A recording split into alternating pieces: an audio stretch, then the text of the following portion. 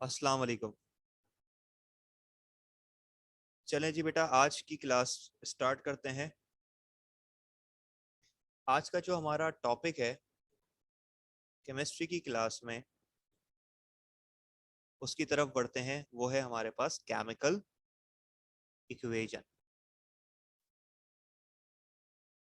ये chemical equations होती क्या है, पहले जरा केमिकल इक्वेशन को समझते हैं और उसके बाद फिर केमिकल इक्वेशन पे किस तरह से काम किया जा सकता है उस चीज को समझेंगे हम। According to definition of chemical equation, कहा जाता है कि a chemical equation A chemical equation is the symbolic representation of a chemical reaction in a form of symbols and formula. Means कि केमिकल इक्वेशन एक ऐसी रिप्रेजेंटेशन, एक ऐसी symbolic representation है किसी भी केमिकल रिएक्शन की in a form of symbols and formula. क्या मतलब हुआ इस बात का कि जब भी हम कोई केमिकल रिएक्शन करवाते हैं तो उसमें कुछ केमिकल्स को आपस में ऐड करना पड़ता है। जब हम उन केमिकल्स को आपस में ऐड करते हैं तो उसको हम एक केमिकल इक्वेशन की फॉर्म में लिखते हैं। और ये केमिकल इक्वेशन जो है वो बेसिकली क्या है, एक सिंबॉलिकली रिप्रेजेंटेशन है जो लिखी जाता है किसी भी केमिकल रिएक्शन को in a form of symbols and formula है। जो भी उन केमिकल्स का फॉर्मूला है, जो भी उन एलिमेंट्स के सिंबल्स हैं, उनसे रिलेट करके और उसको रिप्रेजेंट करके सिंबॉलिकली जो भी रिएक्शन लिखा जाता है उसको हम कहते हैं केमिकल इक्वेशन। ठीक है।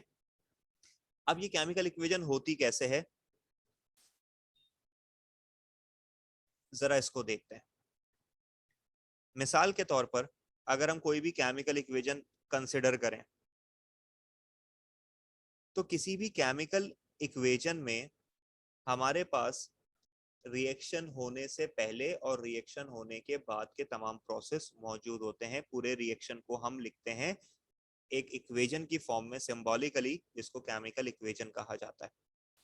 जैसे कि केमिकल इक्वेशन आपको एक नजर आ रही है जिसमें H2 और O2 means hydrogen gas and oxygen gas को आपस में ऐड किया गया, जिसके नतीजे में बना वाटर।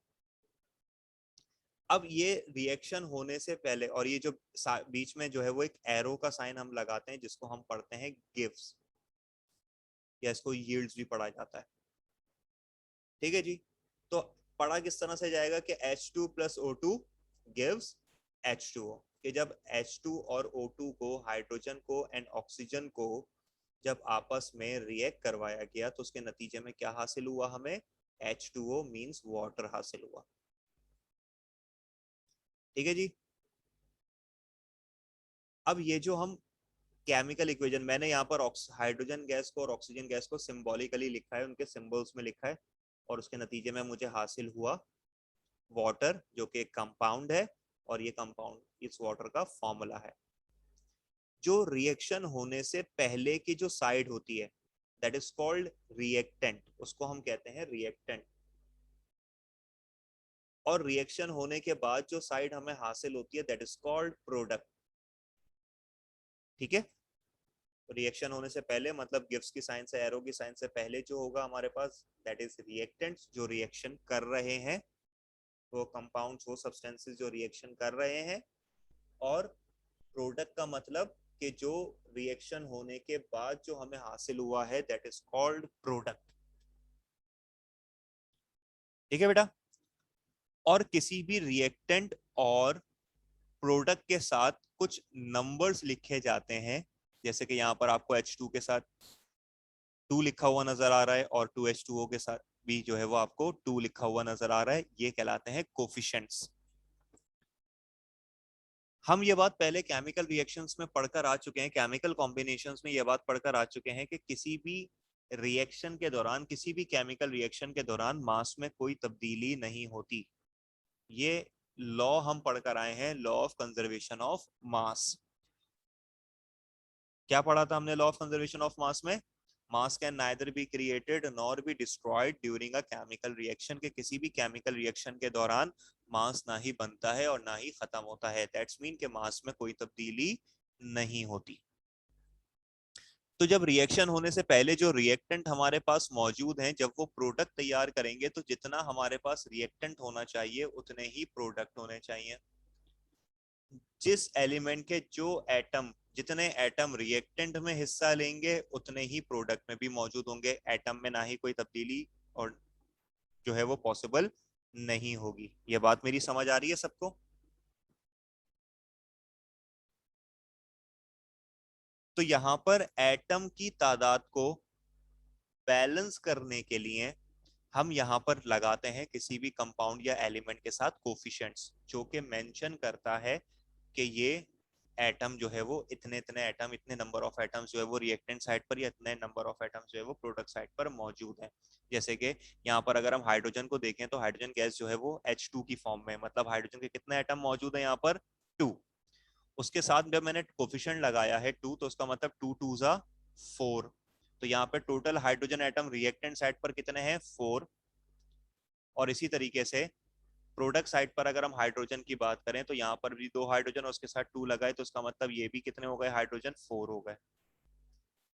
तो रिएक्शन होने से पहले भी 4 हाइड्रोजन के एटम थे, रिएक्शन होने के बाद भी 4 हाइड्रोजन के एटम है, तो इसका मतलब कि एटम में कोई तब्दीली नहीं होती। ये बात हम ऑलरेडी पढ़कर आ चुके हैं। ऑक्सीजन की तादाद यहाँ पर 2 एटम की है रिएक्टेंट्स में। यहाँ पर अगर हम देखें तो ऑक्सीजन एक है, तो लेकिन ये जो 2 यहाँ पर मौजूद है, जो कोफिशिएंट लगाया है हमने 2, ये पूरे H2O के साथ है, मतलब ये 2 जो है वो मल्टीप्लाई होगा H के साथ भी और ये 2 मल्टीप्लाई होगा O के साथ भी। तो इसका मतलब ऑक्सीजन यहाँ पर 1 है, तो 2 1 जा 2, तो ऑक्सीजन की तादाद भी प्रोडक्ट साइड पर कितनी हो गई है? 2। रिएक्शन से पहले रिएक्टेंट साइड पर भी कितने हैं एटम ऑक्सीजन के? 2।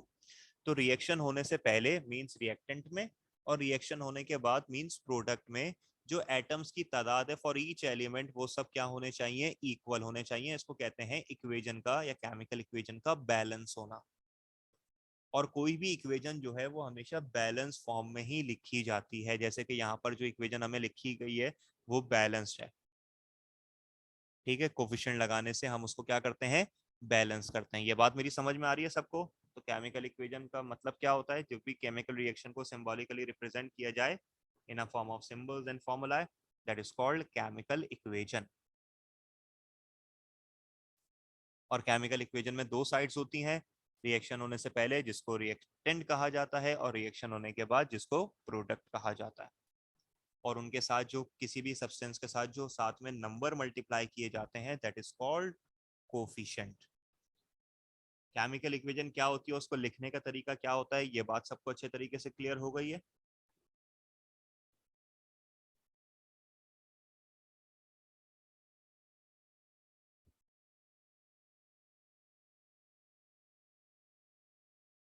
गुड। आगे बढ़ते हैं कि ये जो केमिकल इक्वेशन जो यहाँ पर जिसकी बात की जा रही है, जो बैलेंस है, जिस कोफिशिएंट लगा के जिसको हम बैलेंस करते हैं, तो उसको बैलेंस करने का तरीका क्या होता है? आगे के टॉपिक में हम समझेंगे steps for balancing the chemical equation, के किसी भी केमिकल इक्वेशन को किस तरह से बैलेंस किया जाता है। स्टेप वाइज हम इसको समझना शुरू करेंगे कि क्या स्टेप्स होते हैं किसी भी केमिकल इक्वेशन को बैलेंस करने के लिए, एंड देयर आर 4 स्टेप्स जिनकी मदद से हम किसी भी केमिकल इक्वेशन को बैलेंस कर सकते हैं। स्टार्ट करते हैं। किसी भी केमिकल इक्वेशन को बैलेंस करने का जो तरीका है वो क्या है बेटा? सबसे पहले फर्स्ट स्टेप में right the correct formula of all reactants on the left side and products on the right side of an arrow। means कि सबसे पहले जो भी केमिकल इक्वेशन लिखी जा रही है उसमें जो तमाम रिएक्टेंट्स मौजूद हैं उनका करेक्ट फॉर्मूला होना चाहिए रिएक्टेंट साइड पर। जैसे कि हमारी इक्वेशन में H2NO2 मौजूद है, तो ये H2 हाइड्रोजन गैस और ऑक्सीजन गैस, अगर मैं आपको बोलता हूँ कि मैंने हाइड्रोजन और ऑक्सीजन गैस को मिलाकर पानी बनाया है, तो हाइड्रोजन गैस का फॉर्मूला आपको पता होना चाहिए H2, ऑक्सीजन गैस का फॉर्मूला पता होना चाहिए आपको O2। तो इनको मिला के करेक्ट फॉर्मूला लिखना पहले बहुत जरूरी है। तो रिएक्टेंट जो है वो लेफ्ट साइड पर मौजूद होते हैं, जबकि प्रोडक्ट्स जो है वो राइट साइड पर मौजूद होती है किसी भी केमिकल इक्वेशन में एरो के हिसाब से। पहला स्टेप तो ये हो गया कि करेक्ट फॉर्मूला होना चाहिए तमाम सब्सटेंसेस का, मतलब रिएक्टेंट प्रोडक्ट का। सेकंड जो हमारे पास है, कह रहे हैं balance the number of atom on each side, तो दोनों साइड में जो मौजूद एटम्स की तादाद है उनको बैलेंस करना है, कि जितने एटम्स जो है वो for each elements reactant side पर हैं उतने ही प्रोडक्ट साइड पर होने चाहिए। फिर नंबर 3 कह रहे हैं if the number of atoms में अपीयर मोर और लेस देन अदर साइड, अगर किसी भी एलिमेंट के नंबर जो हैं वो कम या ज्यादा हैं दूसरी साइड के मुकाबले में, the balance equation by inspection method, तो इक्वेशन को बैलेंस किया जाएगा इंस्पेक्शन मेथड के थ्रू। पहले उसकी इंस्पेक्शन की जाएगी कि कौन कौन से एलिमेंट ऐसे हैं जिनके नंबर ऑफ एटम्स जो है वो सेम नहीं है, ज्यादा है या कम है। Multiply the coefficient with the formula to make the number of atoms same on the both side reactant and product of the equation. तो उसको सेम करने के लिए हम कोफिशिएंट को मल्टीप्लाई करते हैं फॉर्मूला के साथ, ताकि नंबर ऑफ एटम जो है वो दोनों साइड पर सेम हो सके केमिकल इक्वेशन में। ठीक है जी। फिर इसके बाद जो नेक्स्ट है हमारे पास 4, कह रहे हैं the covalent molecule of hydrogen, nitrogen and chlorine exist as diatomic molecule. अच्छा, यहाँ पर ये बात बताई जा रही है कि जितने भी कोवेलेंट मॉलिक्यूल हैं हाइड्रोजन के, नाइट्रोजन के, क्लोरीन के, वो हमेशा डायटोमिक मॉलिक्यूल में होते हैं। डायटोमिक मॉलिक्यूल का मतलब होता है जिसमें दो एटम हो, डाय मतलब दो, तो दो एटॉमिक मॉलिक्यूल जो है वो होते हैं हमेशा। कोवेलेंट मॉलिक्यूल जो होता है नाइट्रोजन का, हाइड्रोजन का, क्लोरीन का, ऑक्सीजन का, जैसे कि H2O2 N2Cl2, तो ये hydrogen gas, oxygen gas, nitrogen gas, chlorine gas हमेशा डायटोमिक मॉलिक्यूल में पाए जाते हैं। तो इसको सही तरीके से लिखना है। ऑब्वियसली ये फर्स्ट पॉइंट का ही एक हिस्सा है। We must write them as diatomic molecule, और हमें इसको हमेशा डायटोमिक मॉलिक्यूल में ही लिखना चाहिए। आप कभी भी ओ को सिंगल नहीं लिख सकते, वो फिर रेडिकल हो जाता है, जो हमने लास्ट क्लास में पढ़ा था।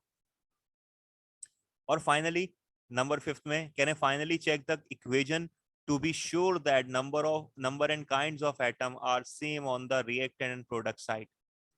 कह रहे हैं कि फिर फाइनली चेक करना है आपने अपनी इक्वेशन के अंदर के जो है जितने भी नंबर्स हैं और जो काइंड्स हैं एटम की, वो सब क्या होने चाहिए, सेम होने चाहिए रिएक्टेंट साइड पर भी और प्रोडक्ट साइड पर भी। If yes, now the equation is balanced. अगर ऐसा होता है तो आपकी इक्वेशन जो है वो बैलेंस है। तो क्या समझा हमने अभी, क्या स्टेप्स होने चाहिए केमिकल इक्वेशन को बैलेंस करने के? सबसे पहले करेक्ट फॉर्मूला होना चाहिए। सेकंड, नंबर ऑफ एटम्स होने चाहिए दोनों साइड पर, इनको बैलेंस करना है। अगर नंबर ऑफ एटम्स जो है वो दोनों साइड पर बैलेंस नहीं है सब्सटेंसेस के, एलिमेंट्स के, तो उनको कोफिशिएंट से मल्टीप्लाई करके उनको सेम करना है। उसके बाद फिर चेक करना है कि तमाम एलिमेंट्स जो भी मौजूद हैं उन सबके एटम्स की तादाद जो है वो सेम है या नहीं। अगर सेम हो गई तो उसका मतलब कि हमारी इक्वेशन जो है वो बैलेंस हो गई। यहाँ तक की मेरी बात समझ में आ रही है सबको?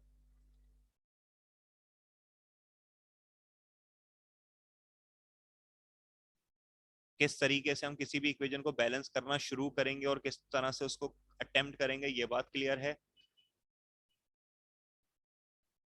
तो फिर चलते हैं एक इक्वेशन की तरफ, एक रिएक्शन को कंसीडर करेंगे और समझते हैं कि उसका किस तरीके से हमने इक्वेशन को बैलेंस करना है, हम किस तरीके से उस इक्वेशन को बैलेंस कर सकते हैं।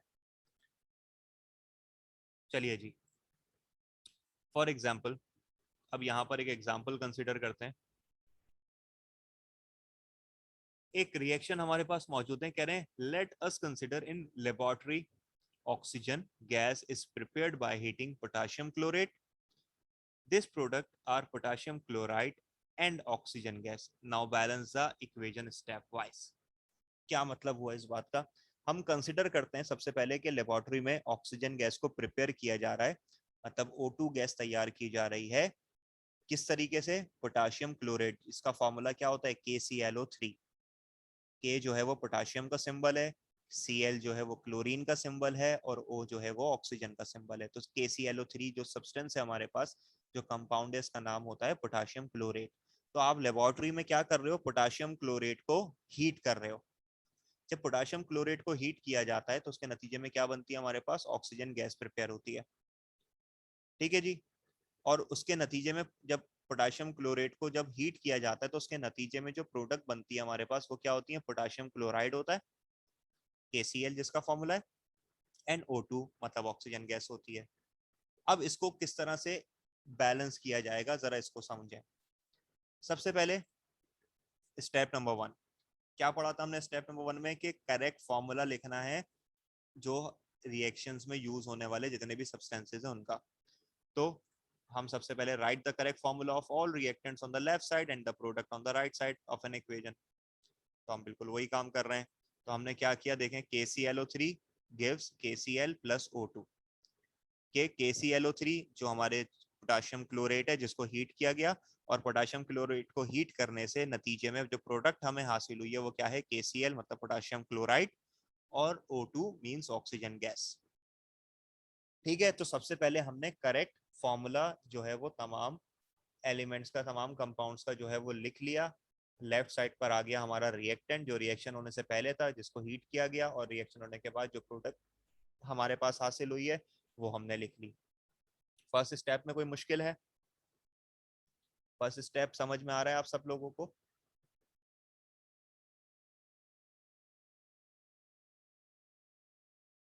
गुड। अब जब हमने करेक्ट फॉर्मूला लिख लिया उसके बाद हम बढ़ते हैं सेकंड स्टेप की तरफ। स्टेप नंबर 2 क्या है हमारा, कि हम उसमें चेक करेंगे कि कौन कौन से एटम्स जो हैं वो अनबैलेंस हैं। तो balance the number of atom on each side, तो बैलेंस करके देखते हैं नंबर्स को जो दोनों साइड पर मौजूद हैं। एक साइड हमारे पास रिएक्टेंट की और दूसरी साइड होगी प्रोडक्ट की, जैसे कि हमारे पास इक्वेशन में मौजूद है। अब यहाँ पर देखिए ध्यान से कि KClO3 की बात की जा रही है, तो सबसे पहले बात करते हैं K की। तो रिएक्टेंट में पोटाशियम कितने मौजूद हैं, इसके साथ पोटाशियम के साथ कोई नंबर नहीं लिखा हुआ, तो इसका मतलब पोटाशियम की तादाद 1 है। तो रिएक्टेंट में पोटाशियम या K की वैल्यू 1, और प्रोडक्ट में चेक करेंगे तो पोटाशियम की वैल्यू जो है वो प्रोडक्ट में भी कितनी है, 1। तो सबसे पहले हमने पोटाशियम के नंबर ऑफ एटम सीख लिए, रिएक्टेंट साइड के भी और प्रोडक्ट साइड के भी। दूसरी तरफ नेक्स्ट जो एलिमेंट है हमारे पास वो क्लोरीन है। क्लोरीन यहाँ पर देखिए कितने हैं, रिएक्टेंट साइड पर कितनी तादाद है, सब बताना शुरू करेंगे मुझे। क्लोरीन की तादाद कितनी है यहाँ पर रिएक्टेंट साइड पर, 1, और प्रोडक्ट साइड पर कितनी है, 1। तो उसका मतलब हम फिर क्लोरीन लिखेंगे, रिएक्टेंट साइड पर भी 1 है और प्रोडक्ट साइड पर भी 1 क्लोरीन है, 1 आइटम है क्लोरीन का। अब नेक्स्ट है हमारे पास ऑक्सीजन। कितने ऑक्सीजन मौजूद है हमारे पास रिएक्टेंट साइड पर।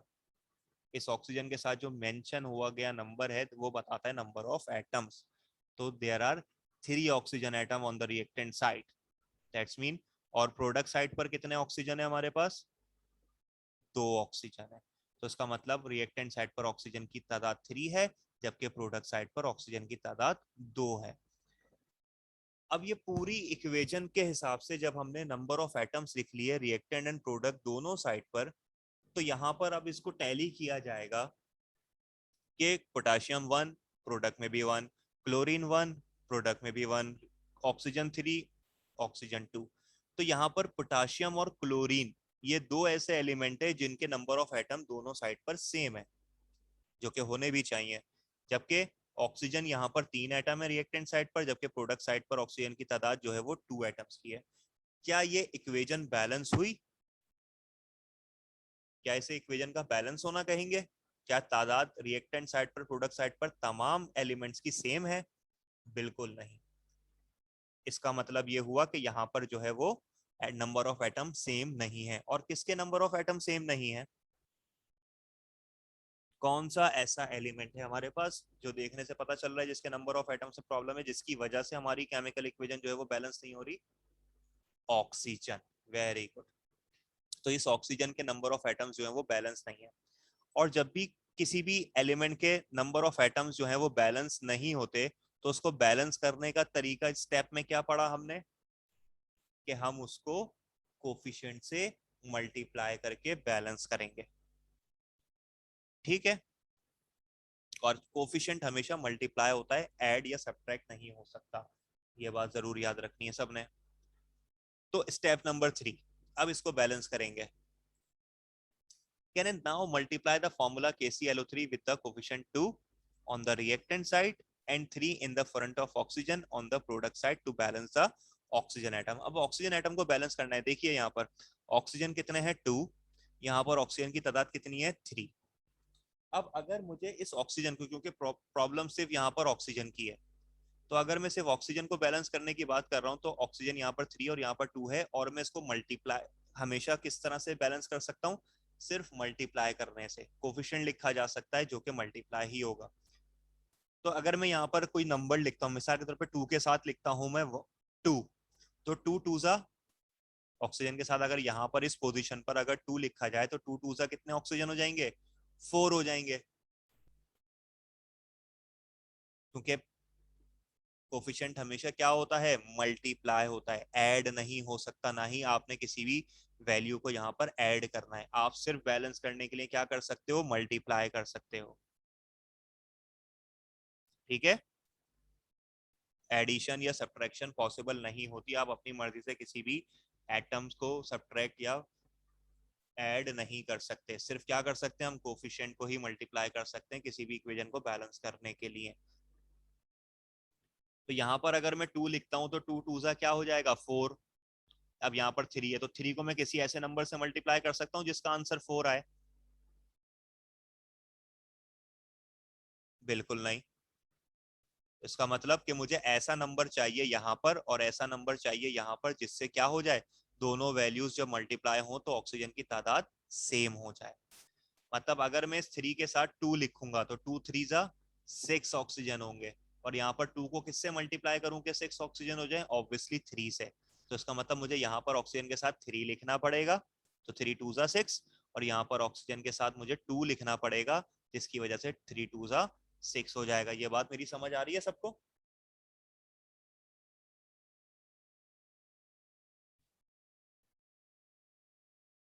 तो हम क्या करेंगे, अब कोफिशिएंट को मल्टीप्लाई करना शुरू करेंगे इस केमिकल इक्वेशन में। तो हमने लिखा यहाँ पर 2 मल्टीप्लाई किया, देखिए KClO3 के साथ, और ऑक्सीजन के साथ मल्टीप्लाई किया 3, ताकि ऑक्सीजन की तादाद सेम हो जाए। तो 3 2 जा 6 और 2 3 जा 6, तो ऑक्सीजन इस तरह से सेम होंगे। चेक करेंगे, अब दोबारा से नंबर ऑफ एटम्स लिखेंगे रिएक्टेंट साइड और प्रोडक्ट साइड पर। अब रिएक्टेंट साइड पर ये जो 2 मैंने लिखा पूरा KClO3 के साथ लिखा हुआ है, इसका मतलब ये 2 K के साथ भी मल्टीप्लाई हो रहा है, ये 2 Cl के साथ भी मल्टीप्लाई हो रहा है, ये 2 ऑक्सीजन के साथ भी मल्टीप्लाई हो रहा है। तो K के साथ जब 2 आया तो 2 1 जा 2, तो पोटाशियम की वैल्यू कितनी हो गई 2। इधर पोटाशियम की वैल्यू कितनी है 1। ये 2 क्लोरीन के साथ मल्टीप्लाई होगा तो क्लोरीन भी 2 हो जाएंगे, जबकि क्लोरीन प्रोडक्ट साइड पर कितने हैं 1। और ऑक्सीजन 2 3 जा 6, और यहाँ पर ऑक्सीजन 3 2 जा 6। तो ऑक्सीजन का जो मसला था बेसिकली, जो स्टेप नंबर 2 में यहाँ पर हमने ऑक्सीजन को बैलेंस कर दिया, 2 से मल्टीप्लाई करके 6 वैल्यूज आ गई। लेकिन अब हुआ क्या, इस 2 को लिखने की वजह से, इस कोफिशिएंट को लिखने की वजह से क्लोरीन और पोटाशियम दोनों की वैल्यू जो है वो चेंज हो गई। अब इनके नंबर ऑफ एटम जो है वो चेंज हो गए। तो अब यहाँ पर हुआ क्या, जैसे मैंने अभी आपको बताया कि ऑक्सीजन को बैलेंस करने के लिए हमने जब उसको 2 3 से और यहाँ पे 2 से मल्टीप्लाई किया तो ऑक्सीजन तो फिलहाल बैलेंस हो गए, लेकिन अब इस 2 लिखने की वजह से, इस कोफिशिएंट 2 की वजह से K और Cl दोनों की वैल्यूज में तब्दीली हो गई। अब मुझे इधर 2 आ गया तो यहाँ पर KCl जो है वो भी क्या है, एक एक है। तो अब इस 1 को 2 करने के लिए क्या करना पड़ेगा, ऑब्वियसली इस KCl को भी 2 से मल्टीप्लाई करना पड़ेगा, जिसके नतीजे में K की वैल्यू भी कितनी हो जाएगी 2, और Cl की वैल्यू भी कितनी हो जाएगी 2। पहले जो अनबैलेंस एटम है उसको बैलेंस किया, ठीक है। अब उसको बैलेंस करने के चक्कर में अगर कोई दूसरे एटम अनबैलेंस होते हैं तो फिर उसके बाद जो है वो हम उसको नेक्स्ट को बैलेंस करेंगे, ठीक है। तो अब हमारा स्टेप नंबर 4 क्या हो जाएगा कि now again check and balance the equation. तो हमने दोबारा से चेक की, ऑक्सीजन तो बैलेंस हो गए, लेकिन दूसरे जो पोटाशियम और क्लोरीन है ये अनबैलेंस है। तो यहाँ पर क्या हुआ, दोबारा से इक्वेशन को चेक किया, लेकिन इक्वेशन चेक करने का पता चल रहा है कि KCl जो है वो अभी बैलेंस नहीं है। तो KCl को, ये 1 K है और 1 Cl है, तो उसको 2 करने के लिए KCl के साथ क्या करना पड़ेगा, 2 लिखना पड़ेगा, ये कोफिशिएंट लिखना पड़ेगा, जिससे KCl क्या हो जाएंगे, सेम हो जाएंगे। सो हमने लिखा यहाँ पर KClO3 KCl प्लस 3O2 जैसे लिखा हुआ था, तो KCl के आगे हमने क्या लिखा, कोफिशिएंट 2। अब इस 2 के लिखने से क्या फायदा हो रहा है, चेक करें reactant side and product side पर। K की वैल्यू कितनी है यहाँ पर, पोटेशियम कितने हुए 2, तो 2 1 जा 2, यहाँ पर भी पोटाशियम कितने हुए, 2 1 सा 2। सेम है पोटाशियम की वैल्यू। नेक्स्ट की तरफ आएंगे क्लोरीन। क्लोरीन कितने यहाँ पर बेटा, 2 1 सा 2। यहाँ पर भी क्लोरीन कितने, 2 1 सा 2। क्लोरीन भी बैलेंस है फिलहाल। ऑक्सीजन की बात करेंगे अब। ऑक्सीजन 2 3 सा 6 और यहाँ पर भी 3 2 सा 6। तो ऑक्सीजन की value reactant side and product side पर जो है वो क्या हो गई, 6 हो गई। तो पहले हमने क्या किया, यहाँ पर क्या नजर आया हमें कि जितने भी एलिमेंट्स जो इस रिएक्शन में हिस्सा ले रहे हैं, पोटाशियम, क्लोरीन और ऑक्सीजन, क्या उनके तमाम number of element reactant side पर और प्रोडक्ट साइड पर इक्वल हो गए, 2 2 6 एंड 2 2 6? क्या दोनों साइड यहाँ पर बैलेंस नजर आ रही है हमें रिएक्टेंट प्रोडक्ट साइड पर? नंबर ऑफ एटम सेम है हर एलिमेंट के रिएक्टेंट एंड प्रोडक्ट साइड पर? बिल्कुल। तो इसका मतलब कि now the chemical equation is balance. तो हमारी केमिकल इक्वेशन क्या हो गई, बैलेंस हो गई। क्या तरीका हुआ, किस तरह से हमने इसको बैलेंस करना शुरू किया? सबसे पहले पहले स्टेप में करेक्ट फॉर्मूला, करेक्ट इक्वेशन लिखनी है हमने। जो भी इक्वेशन हमारे पास मौजूद है, जो भी रिएक्शन मौजूद है, उसको लिखने के बाद हम चेक करेंगे, बैलेंस करेंगे नंबर ऑफ एटम्स को। हमने तमाम एलिमेंट्स लिखे रिएक्टेंट साइड के और प्रोडक्ट साइड के, और उनके कितने कितने एटम मौजूद हैं रिएक्टेंट साइड पर और कितने कितने एटम मौजूद हैं प्रोडक्ट साइड पर, वो तमाम नंबर ऑफ एटम्स को लिख लिया। जब इसको लिखने से फायदा क्या हुआ कि हमने चेक कर लिया कि कौन सा ऐसा एलिमेंट है या कौन से ऐसे एलिमेंट हैं जिनके नंबर ऑफ एटम जो है वो रिएक्टेंट साइड पर और प्रोडक्ट साइड पर इक्वल नहीं है। तो हमें यहाँ देखने से पता चला कि भाई ऑक्सीजन जो है उसके नंबर ऑफ एटम सेम नहीं है, यहाँ पे 3 और यहाँ पे 2 है। अब मैं मल्टीप्लाई ही करा सकता हूँ नंबर को, कोफिशिएंट हमेशा मल्टीप्लाई होता है, तो मैं मल्टीप्लाई ही करा सकता हूँ। तो उसका मतलब 3 को ऐसे नंबर से मल्टीप्लाई करना है या 2 को ऐसे नंबर से मल्टीप्लाई करना है कि दोनों वैल्यूज सेम आ जाए। तो 3 को 2 से मल्टीप्लाई करने पर 6 और 2 को 3 से मल्टीप्लाई करने पर 6 बन सकता है, यही एक नंबर है। तो उसका मतलब हमने क्या किया, इस ओ को जो कि KClO के साथ लिखा हुआ था, KClO3 के साथ, इस ओ को मल्टीप्लाई करना पड़ेगा 2 से। तो हमने इसके साथ लिखा 2, 2 KClO3 हो गया। और ये जो ऑक्सीजन है O2, इसको मल्टीप्लाई करना पड़ेगा 3 से, तभी 2 3 6 होंगे। तो हमने इसके साथ लिखा 3, तो 3O2 हो गया। देन हमने दोबारा से एलिमेंट्स की नंबर ऑफ एटम को चेक किया। ऑक्सीजन तो 3 2 6, यहाँ पर भी ऑक्सीजन 3 2 6 हो गए। यहाँ पर पोटाशियम की वैल्यू 1, क्लोरीन की वैल्यू 1, लेकिन इस 2 कोफिशिएंट को लिखने की वजह से, जो कि KClO3 के साथ लिखा हुआ है कंप्लीटली, तो पोटाशियम की एटम्स भी कितने हो गए, 2। क्लोरीन के एटम भी कितने हो गए, 2। तो अब ऑक्सीजन जो सबसे पहले अनबैलेंस था वो तो बैलेंस हो गया, लेकिन अब उसकी वजह से दो एलिमेंट अनबैलेंस हैं। तो अब उसको यहाँ पे 2 2 है, तो उसका मतलब यहाँ पर 1 1 को करने के लिए क्या करना पड़ेगा, 1 मल्टीप्लाई बाय 2 और 1 मल्टीप्लाई बाय 2।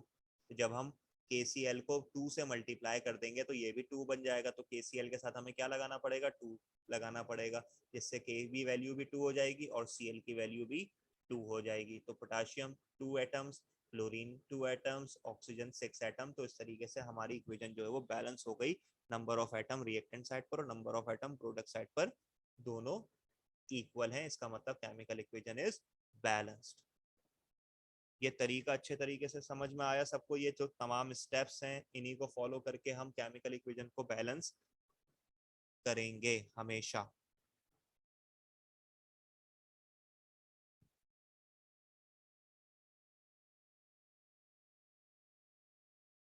जी। तो आगे चल के हम नेक्स्ट क्लासेस में जो है वो फर्दर कुछ और केमिकल इक्वेशंस जो है वो सॉल्व करना सीखेंगे, उसको बैलेंस करना सीखेंगे कि किस तरीके से दूसरी केमिकल इक्वेशंस को बैलेंस किया जाता है इन्हीं चारों स्टेप्स को फॉलो करते हुए। लेकिन फिलहाल आज की क्लास को इतना ही रखते हैं, इंशाल्लाह नेक्स्ट क्लास में मुलाकात होती है। अल्लाह हाफिज।